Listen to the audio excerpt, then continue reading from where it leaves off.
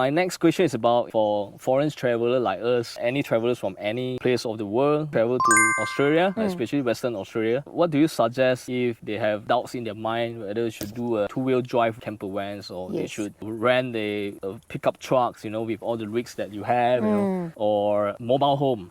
I think it is highly dependent on your own individual experience and preferences. The main thing is safety. You know, from another country where there's a lot of things that are different, weather, climate, geography, culture, distance, you don't understand a lot of things, and then the creatures, the wildlife, all sorts of things. And you've got to look at your own ability to drive and handle different vehicles in those different situations. So number one, be safe. I think most people who come from overseas, or just most people per se, if you are not really experienced, especially not with a four-wheel drive vehicle, well, don't get a four-wheel drive vehicle, because you won't have the ability to understand and be able to drive it safely. And with a two-wheel drive vehicle, you can actually get to some really amazing places. Even, you know, off-road, on dirt road, it doesn't have to be a four-wheel drive vehicle. And some of the two-wheel drive vehicles, you know, they can have a little bit extra clearance, they can have a rhubar on the front, and other off-road capabilities, but they're not actually a four-wheel drive. Yeah. You know, you don't need a four-wheel drive, you know, unless you are experienced and really want to go on remote, really rough lands and want to be kind of off-grid for some time. Vans or SUV with the bull bar in front. This is very rare in my country where we are coming from. Yeah. We don't see anything like that. No. You know? We see the reason why you have this bull bar, you know. You have a lot of creatures running, crossing the road, you know, that's right. out of nowhere suddenly, and it's just to protect a vehicle. That's right. They can do a lot of damage. Even with a lot of mega truck, you know, they also have bull bar right in front. Like a big mold truck. Yeah. This is another thing I want to talk about. Coming from where we are living, in order to do this, we have to get approval from the authority to modify the truck. Is there any restriction or law or regulation put in place in Australia that you can do this or you cannot do this? There definitely is. There are a couple, I mean, I don't know in depth about all of that, but there is what's called Australian design rules that you must abide by, and there's vehicle standard regulations as well, and they differ between states and territories. Some modifications don't require a certification and others do. So simple modifications like you can put shock absorbers in your vehicle and say change the colour and pattern on it, security systems in your vehicle, just got to be requirements, and they're in place mostly because of safety. So they can affect, say, the airbags working or the electronic stability control. It can interfere with that. So you do have to be really careful and make sure they are approved and they're fitted in the correct way. Another one is raising your vehicle to get that clearance for off-road. You have the restrictions there. I think you can either raise or lower your vehicle to a maximum of 50 millimetres, not outside of that. I mean, unless they've changed it, that's my understanding. Okay. And the other thing you've got to be careful of when you modify your vehicle is to consider if it might void the warranty. Yeah, that's a big one. Another interesting one I just thought about was people often get performance enhancement chips in their vehicle to get more grunt in it, to go faster and harder. Oh, there you go. I don't have one in my trophy. That's great, and they can really give you a lot more power to get out of situations and faster, quicker to get around, but I haven't done any of that. Number one, I'm not saying I never would. Again, it's an individual thing, but for me and my lifestyle to this point, it served me well, and I think I sort of rest assured I will have less problems. Because when I bought it, the guy at the dealership, I asked him, what's one of the most common things that go wrong with this vehicle? How can I prevent that from happening? He said, seriously, these vehicles rarely come back. He said, the ones that we see the most often are the ones that have had performance enhancement, done to them. So I thought, I'm not doing that. Wow. So I just drive my vehicle to its standard, to its capacity. Yeah. You know, it's pretty slow. When I've got to load it up to nearly 4 tonne, I'm just chug-a-lugging on. I'm sure. You know, I'm sure. I just get off the road and the big Sammy's coming or people, I just try to safely get off the road and leave people past because I don't like to hold up traffic. I do go to the speed when I can, for sure. Yeah. But otherwise, if there's no one around, I just take it steady, particularly on rough terrain and all that. I don't want to smash my diff or take out the sump or, you know, bend an axle or something like that and end up in all sorts of trouble. And they're too valuable to do that. And then not only lost a car, I've lost my home. Yeah, exactly. Been held up with all the problems. Exactly. You know, I don't want that. Exactly. So And driving in Australia is quite, I would say the enforcement is quite strict. yeah. And you have to really go with the speed limit here.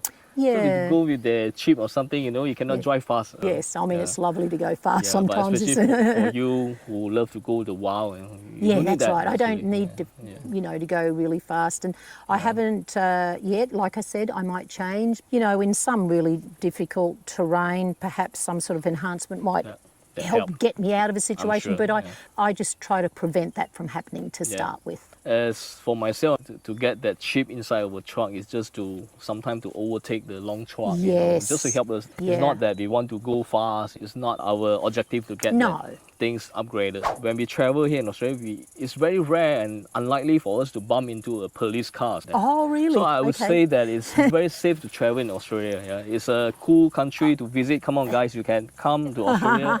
Make sure you have all the documents ready. You know, I mean, custom immigration is quite stringent, but it's an amazing country to travel to. The safety is always there. You know, people are driving safely.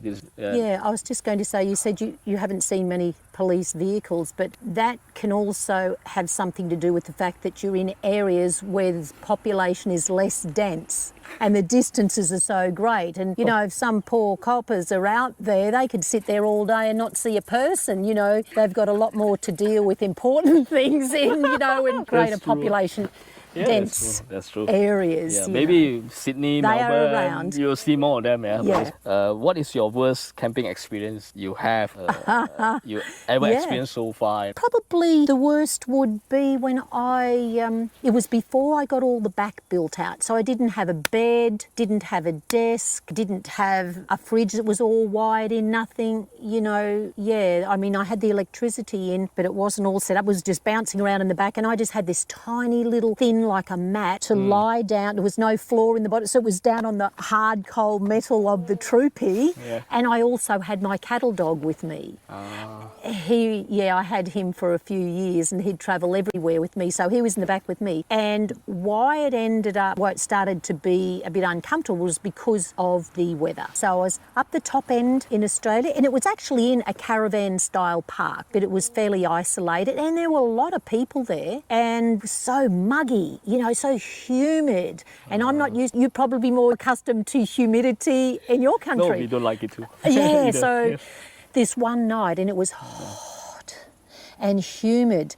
I was uncomfortable in the back of the troopy and I didn't have a fan or any sort of cooling, nothing. And my dog was there making me hot and things were falling down around me, on top of me. And I couldn't open up the windows. I didn't have the security screens on them or any fly or midgie screens on it at all. But it just got so hot, I thought, I opened the window a bit, then the mozzies started coming in. I thought, oh gee, I'll just put the sheet over my head, but I can hardly breathe. It's so humid and hot. Yeah. So I just opened up the back door of my troopy, lying there, and I was just dozing off to sleep after a while. And then just something in my head said to me, open your eyes. And I opened my eyes and there was a man standing right there in my tree, leaning in. And of course, I got such a fright. I didn't know what he was going to do or trying to do. And so I was just yelling at him really loudly because I just was so frightened. I thought my best defence is to frighten him and hopefully someone around will hear, you know, if he continues whatever to try and hurt me or to take things from my car. So that wasn't very pleasant. But anyhow, my beautiful blue cattle dog Dragon, I just saw him he just leapt straight out. And he wasn't a vicious dog, but because my voice was so, he knew I was frightened and in danger, he just leapt from right up here straight out the back of the car and chased him. And so, that was not nice. I realize here we don't have much of flies as we travel in northwest of Australia. Australia, there were so many of them, overwhelming. It's crazy. Yes. And they here can I get don't pretty see bad. much. Not at the moment. Well, the heat, you know, the flies love the heat.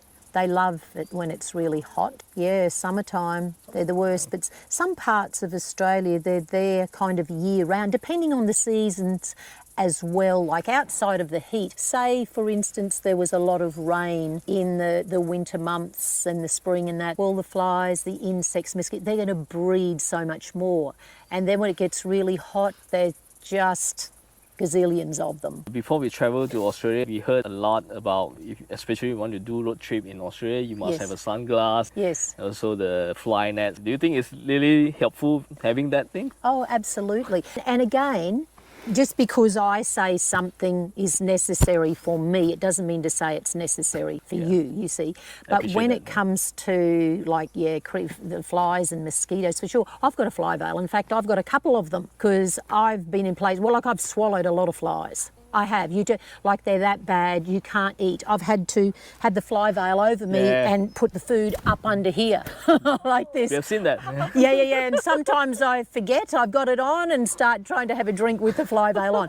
But when they're that bad and they get in your eyes, up your nose, in your mouth, your ears, and like they can carry disease and they're just so annoying. And mosquitoes too, so fly veil, oh yeah. And if you come from another country, particularly a colder one, when you're not used to flies and mosquitoes, seriously, some people could not even say stand one or two like on them, so they would not enjoy it. So depending on your own experience and tolerances, but I would say for everyone in Australia to have a fly net. Whether you use it or not doesn't matter. They're not expensive, and always just keep them. They roll up in this size in your fist.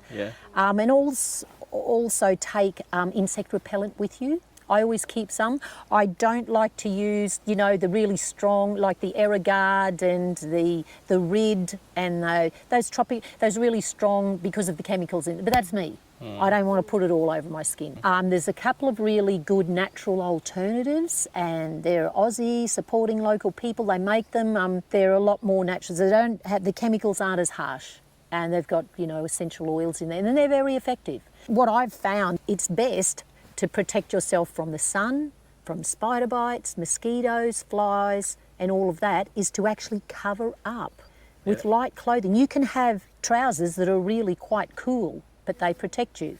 Long sleeves, cotton, thin fabrics will still keep out. Some of them, you can have heavier ones, but they're still quite cool. But I'd rather be a little bit warm and not be bitten by midges and mosquitoes, and annoyed by flies. So cover up.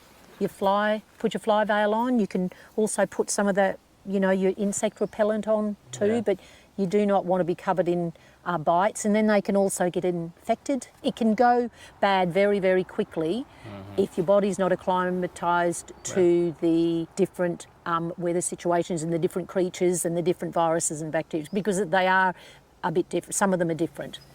So it's best to just prevent any of that from happening. We are quite lucky, actually, consider lucky for this 2 weeks trip. We haven't really got beaten a lot. That's great. So what have you done? Like, you got couple, did you? Just a couple, yes. I think this A is few, like sandflies. Yes, The sandflies. They can be really nasty, and you can have a high sensitivity to them. They can get very sore and annoying and painful. Itchy and awful. So talking about this as well, if let's say we would love to go off the grid and go swimming in the random river or ocean. Yes. Talking back to this topic, crocodile. So sometimes when I see a beautiful river, I doubt, should I jump in or not? I don't know. If you don't know, then you don't get in. D for doubt, D for don't. It's too dangerous. I mean, and it's changing. The crocodiles are, very generally speaking, they love the hot, humid part of this country. Up north, north of Western Australia, north of Queensland. But they are progressively moving further south because of the climate change, the warming of the seas, and they are being found now in south that they've never been found before. And also inland, what happens is we build, lakes, we change water courses, resources, we build dams, and you facilitate the crocodiles, not only them reproducing, but their ability to move further. They walk out of one room, oh, there's a dam over there, into the dam, and they breed. And there was one time when you could actually shoot crocodiles, but you can't now, they're protected. Wow. So their numbers are pretty high. So when you're up north, the council's great. They have signs, like when you see a sign, that they'll have a picture of a crocodile and big red sign, no swimming. So of course you're not ever going to, don't even go near that water, because they are there, you can't see them, they can see you. It's like snakes. They've got senses that we haven't, of course. So same with the crocodile, and they're very quick. They can launch themselves out of the water onto the bank or up into a tree and grab you. So they can be very, very dangerous. Talk to your local people too and have a chat to them. And it's really good to get local knowledge. It can save your life. That's why we're getting you here. Get some tips from you. A little bit, where to go. I can give you a little bit of advice. But yeah, of really course, cool. the more people you speak to, and then you've got to make the best informed decision after finding out as much as you can about it. Really appreciate a lot of your sharing today, because Oh, it's a pleasure. It's all mine. if you think that we have missed something else and you want to share with us, you can add on. I think it's probably back to the safety, and I'm thinking a lot of people, when they're not accustomed to travelling off-road, so it needs more caution than just, say, travelling on bitumen road, because of all those things we've just mentioned. You know, where things, distances are greater, the temperature's hotter, or in Australia where, you know, conditions are just a little bit more unfavourable to your ability to drive or survive. You've got to be so much more careful. First aid kit. Everyone should carry a first aid kit. Okay? And also be very careful. Within that kit, just your basic stuff, just a basic first aid kit, and have some first aid knowledge. Like, really, everyone should have their first aid certificate. Pretty basic, you can save someone's life. So in your first aid kit, you know, have your crate bandages, especially for snake bites, as long as you can put a compression bandage on, right, and immobilise a fractured, you know, or mobilise a bite or a fractured bone. Just some Panadol too, Band-Aids, a little bit of antiseptic, a little bit of anti-itch cream as well, a sling, those things. It's all in there in the basic first aid kit. And also, so that's a big consideration. Cool. We thanks Queenie very much for her input, for her experience living in Australia as a local. You know, we are foreigner, but just to go around this country is fantastic. It's a beautiful country. You guys should come to Australia, visit the country. If you want to find out Queenie's email address, you can put it in the description box below. If you're new here in our channel, please feel free to like and subscribe to our channel. We'll continue to bring more contents to you. But stay tuned. We're gonna take you through the trucks and the rigs in the next episode. So thank you guys, and thank you Queenie very much. You're very welcome. Thank you for having me.